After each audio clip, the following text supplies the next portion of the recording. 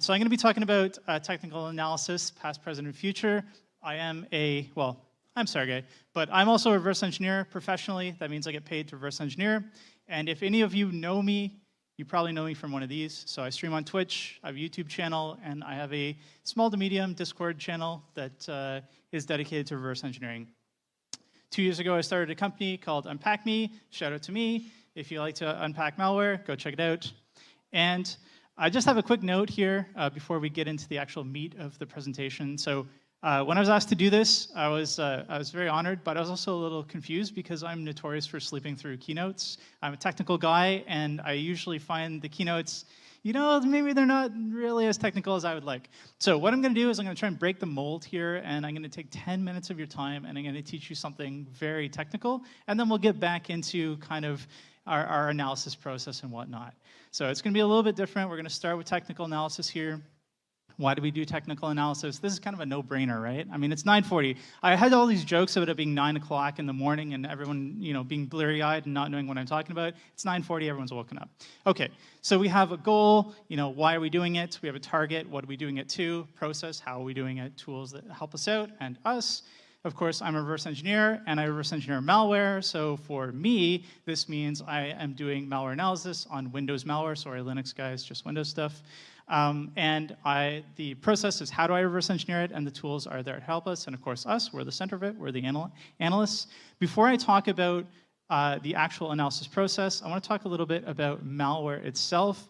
Most malware is packed. Here are some stats from UnpacMe. Shout out to UnpacMe. That's my company. Did I mention it? So these are stats from last year about all the malware that we collected. You can see this actually doesn't really matter. What really matters is that most of it was packed. Now you might say, hey, you run an unpacking service. Obviously, it's all packed, right? I mean, people aren't uploading unpacked stuff to you. But if you ask malware analysts, they'll tell you that probably in most intrusions, at least one sample is packed. And what does that mean for us? It means if we want to do malware analysis, we need to do unpacking. Hey, is this a vendor pitch? Am I vendor pitching you guys? No, I promise you, I'm actually doing the opposite. You'll see in just a second. I'm pitching you on how to not use our product. So if you want to do malware analysis, you got to do unpacking. Windows malware stays the same. How do we reverse engineer? No, how do we unpack? All right. What can we use to help us? Well, I'm going to teach you how to unpack stuff. That's crazy, right? I mean, I'm teaching you the secret sauce of my company. So basically, this packer, this is how it works. If you compile code and the compiled binary is on disk, there are tools now that with one click, you can just go back and read the source code. It's maybe not that easy, but I'm glazing over its keynote. You'll bear with me here. So on disk, you can read the code. You can SIG it if you're AV. If you're writing malware, that's not good for you. So you want to hide it somehow. You hide it in a packer. What does it actually do? It takes the payload, it compresses it, encrypts it, puts it inside of another piece of another binary file, a P file, and on disk, the only thing that you can actually see, the only code that you can see, is the stub that is responsible for the unpacking. You don't actually get to see the payload. This, I think, half of you probably have seen this a million times and are wondering, why am I talking about this? The other half don't care because you're on Linux. So, but anyway, I'll try to go quicker. Okay, so at runtime, all of this is undone and the payload is run. How do we attack packing? So see, it's not a vendor pitch. How do we actually attack this stuff? Well, there are two ways we can attack it. We can look at the unpacking process. So we want to focus on memory that is allocated for the payload, or we can look at the execution of the payload, so when it's actually run. This is how you attack packers. How does this work in practice? Well, you have to learn about the Windows stack. This is, again, I had jokes about this being 9 o'clock. Now it's 10 o'clock. I expect you guys to learn everything about the stack. Not really. All we have to know is there's userland and there's the kernel. Actually, Linux guys, this is probably familiar to you too, right? This is how it works on Linux and on Windows. So if you want to do anything on the operating system, you need to go to the kernel from userland through a syscall. Same on Linux, same on Windows. Syscalls are basically just a list of instructions that you can ask the kernel to perform for you. Give me a memory, open a socket, open a file, et cetera, right? So this is how Windows operating systems work, this is how Linux operating systems work, and this is how we attack it. We want to look at those syscalls. We want to say, are there, I feel it's weird, where should I stand? So you want to basically ask the syscalls or monitor the syscalls and say, are you actually allocating memory, or are you changing the protection of memory? And if you are, let's take a look at that memory, because maybe that's where the payload is. On Windows, we're going back to Windows, Linux, guys, sorry. On Windows, that's actually only 2 syscalls. It's really simple. There's just NT-allocate virtual memory and NT-protect virtual memory. They are exactly what they sound like. Nice naming convention, right? Give me memory or change the protection of memory. This is a little technical, we'll glaze over it, but basically if you want to intercept those calls, you have a bunch of arguments that you can intercept. The main ones are the address where the memory is, right? The address and the protection of the memory. And if you want to change the protection, you have both the address and the protection. Okay, here's my cute dog while I set up a nice demo which I recorded last night. So let's drag this over here.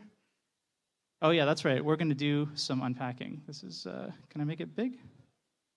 No, wrong, no. It works so well in my head. All right, let's try this again. Okay, all right, I'm not gonna be able to, unfortunately, I won't be able to make it super big, but hopefully you guys can see this. All right, there we go. So this is a debugger. We're at the entry point. We have some malware loaded, and it is packed. Let's take a look at our breakpoints. We have a breakpoint on allocate memory, and of course, because I'm lazy, I've actually added a little bit of scripting in here. I read out the memory address where I'm requesting memory, and I read out the protection level, and I log that into our log command. I also save the address where we are requesting the memory to be allocated. I have, we'll enable it. I have a second breakpoint, and this is actually, it's kind of a lie. It's actually related to the first breakpoint. All it does is it's actually on the return from NT-allocate virtual memory. So this is after the memory's been allocated. And so on the return, we basically, here, if we look at it, we're actually reading the address where the memory has been allocated. Of course, we need to know where the memory is, right? So we have those 2 breakpoints, and I have one, let's hurry it up there, Sergei. I have one last breakpoint on ZW create process. When the malware runs, it creates another process which it injects into, and so I don't want it to run wild on my machine. I have a breakpoint there. When I run it, you can see we see all of the allocated memory and the protection levels for the memory. We've broke on create user process. You can see the protection level here is 4. 4 means read write. It's not executable. We can ignore it. But we have, if we scroll up, scroll faster, Sergey, faster, faster. There we go. We have protection level 4.0. That is read write execute. That looks dangerous. Let's take a look at that memory address. Again, Sergey, faster. All right. Let's look at it in the dump. You guys know what's coming, right? It's a pre-recorded demo. You know it's going to work. So here we go. Okay. Hey, look, it's a MZ header. Only like, I don't know, whoever does Windows malware stuff is going to know exactly what that is. That's a PE file. That is the payload. It's been injected into memory. There you go. That's my company. So it's not a vendor pitch. You guys can do this too. It's very straightforward. Actually, this is recorded on YouTube, I think. You guys should go and try this. It actually works on like 90% of the malware out there does this. It's crazy. And what I want to talk about today, I think I'm not sure how much time I've already wasted, maybe about 10 minutes, hopefully. So what I want to talk about today is how we got to this. How did this happen? Why is malware packed? Why is it packed so stupidly? And why does it only take one breakpoint to unpack it? So let's get back to the meat and potatoes of our talk here. So past, present, and future I put on the slides, but really what I meant was the Dark Age, the Enlightenment, and the future. So there's basically 3 areas of reverse engineering, or 3 time spans as far as I'm concerned. And these are the Dark Age, where things sucked, but there's cool ideas, the Enlightenment, which we're in right now, and the future, which you guys are hopefully building for us. So the Dark Age, cyber was a dirty word. Anyone who has the same haircut as me might know what this site is, probably don't want to admit it. So this was a chat room, and if you were cybering in 1994, you were definitely not in this industry. You were doing something else between 2 consenting adults in a chat room. That's what cyber meant. It's crazy to think about that now because it doesn't mean that at all, but at the time, that's what it meant. This is how the world saw us. We were pretty cool. And I think for all you Zoomers out there who want to watch old culture movies about us, don't watch Hackers, watch the net. It actually has better hacking in it. So basically, the net and hackers tell the world who we are. And what are we really? Well, we're really just, Bruce Schneier dorks at Black Hat and DEF CON. Black Hat and DEF CON, 1993-97. Kind of crazy to think that it's been around that long. Look at that low quality art. How were we talking to each other back in the day? We were talking to each other on forums. That's pretty much how you got information. Fun fact, this is how I learned how to reverse engineer. Thank you, Lena. So basically, you would go on this forum and you would post a question and hope that somebody was kind-hearted enough to respond to you, and then, you know, a couple days later, you go back and see, oh, I got a response. That's literally how you learned how to reverse engineer, or at least that's how I learned how to reverse engineer. So it truly was the dark ages. People had no idea what we did. They thought that we all looked like Angelina Jolie, and we were like basically communicating on forums. It was really not a great time. As far as the technology was concerned, we had UPX, which is not necessarily malware, but it was basically the first packer. I mean, not the first packer, that's terrible. 1996 is the first major popular packer. And at the time, it's not used for malware at all. All it's used to do is compress PE files, make them smaller, take up less disk space, take up less network bandwidth when you transfer them. That's 1996. UPX is still used today for malware. I still see YouTube channels talking about how to unpack UPX. 1996. We haven't figured it out. It's crazy. Okay, so what about malware? What was happening? Well, in 2000, the I Love You worm came out. I know nothing about this. In 2000, I was not doing anything related to computers, so I'm not going to talk about this too much. But basically, as far as I know, this is one of the first like large-scale worms. It deleted some files. It was not there for, I mean, it was criminal, but it wasn't there to make money. It was basically just there to harass people. However, between 2000 and 2007, things get crazy. In 2007, we now have a multi-million-dollar business. This is the back end for Zeus, if you guys have heard about it. It's one of the most popular, or was one of the most popular banking Trojans. In 2007, it was basically stealing your mom's credit card left, right, and center. They made millions of dollars. We're going to talk about the developer of that a little bit later. But basically, between 2000 and 2007, this becomes a business, a huge business. It becomes automated. There's developers that are hired. There's whole companies structured around building these tools. Look at these tools. 2007, this looks pretty good, right? Okay, so what happens to the Packer Center, the Packer ecosystem? So initially, we have these labors of love like UPX. Some nerd makes a Packer to make files smaller. What happens? Market pressure. People want Packers to protect themselves from antivirus, not to make files smaller. So there's kind of a market that develops around Packers, and these become online services. So instead of it being a piece of software that you download, it's actually just a service where you upload your malware, and they send you back a packed sample. We're going to talk about how crazy this gets right now in the Enlightenment, but right now, just think about it in terms of it moving from one-off pieces of software to end. The guys behind it run this site Malware, which is an online sandbox. It's just an online version of their open source sandbox. You can upload samples. Unfortunately, it gets DDoSed off the internet. I'm not sure exactly when, but it's not up anymore. But from 2012, for a while, it was running pretty good. In 2012, also, CrowdStrike, the very beginning of CrowdStrike, they tried to solve a really hard problem. It's a very good effort. They try to allow people who are reverse engineering to share their work. And this is a very difficult problem because there's different tools and whatnot. They create this thing called CrowdRE where you can upload some of your work to the cloud, and then it can be downloaded and used by other reverse engineers. It doesn't quite take off, but it's a good idea. All right. Now let's bring it into modern times. So modern times, we have x64 debug. If you've done any debugging, you know what that is. In 2013, it comes around because OALABS stops support or doesn't support 64-bit. Duncan, or Mr. Exodia here, he decides that he's going to create a debugger that does support 64-bit. We seamlessly, because he likes OALABS, he uses the exact same color scheme and icons for x64 debug, so everyone seamlessly transitions from OALABS to x64 debug. We also have the introduction of the symbolic execution engines. So we have Miasm and Anger. This is very inside baseball. I just wanted to put this up here because for anyone who's a reverse engineer is going to yell at me if I don't put this up here. But basically what they did was they brought like programmatic analysis. So taking this graph and making it like this. They basically took that and gave that to plebes like us who don't know a lot about compiler theory. So they made it easy. They put APIs and tools around it. And we didn't really use this. This is 2014. We didn't really use this until the Conti logs got leaked, and we realized that we needed it. But anyway, they bring it out in 2014. Now, we also get an emulator with Python bindings in 2015. Everybody writes emulators on top of Unicorn. Unicorn made it easy for everyone. Because of Unicorn, we now have free emulation for all malware. You know, you basically, if you can write 5 lines of Python, you have an emulator. It makes it easy. This is another sort of thread that you're going to see with these tools, making things easier. There's lots of emulators before 2015, but these guys just made it easy for us to use. We also have Talos's attempt to make it easy to share reverse engineering. Yeah, it's a hard problem, right? CrowdRE didn't take off, let's try first. So they do almost exactly the same thing as CrowdRE. I don't know why they thought it was going to work, but anyway, they tried to do the same thing, except that now it has a nicer web interface. You can share information through the cloud. It doesn't really take off either, but it's still online.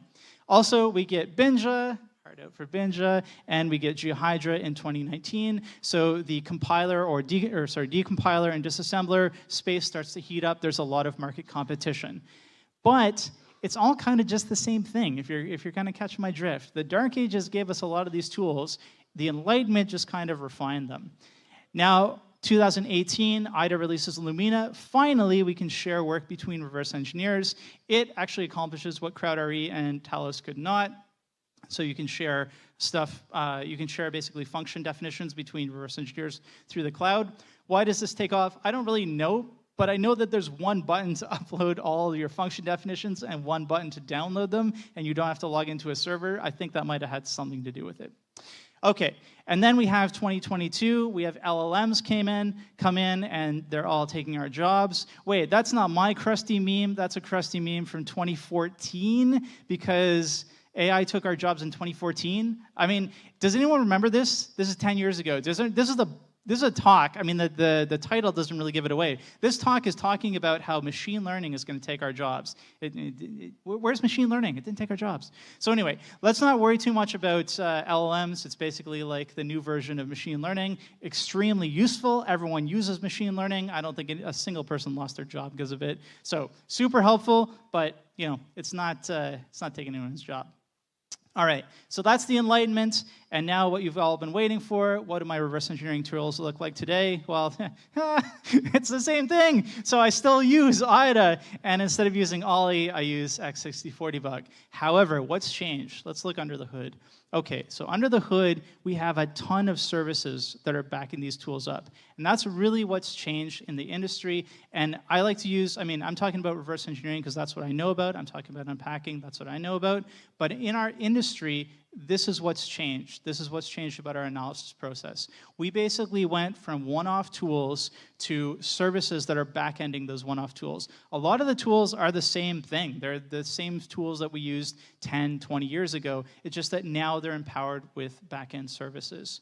So what's the future? Well, I kind of ran out of steam here, and I think you probably all want to leave. So I'm not going to pontificate on what's coming next. You guys are the future. You guys have heard that before. It's like a corny graduation speech. You are the future that you make. Okay, but I can tell you a few things going forward, a few little tidbits that you might have picked up from this nice historical lesson. Number one, if you build a good tool, it'll last the test of time, right? Ollie debug, it still works today. IDA, it still works today. If you build it good, they will stick with it. If you drop support for something, if something is open source, doesn't matter if you give the code to people for free, you must support it. The only reason why Ollie debug died is because the developers stopped supporting it. They stopped updating it for 64-bit, and x64 debug came in and ate their lunch. If you support something and you make a good tool, it'll last forever.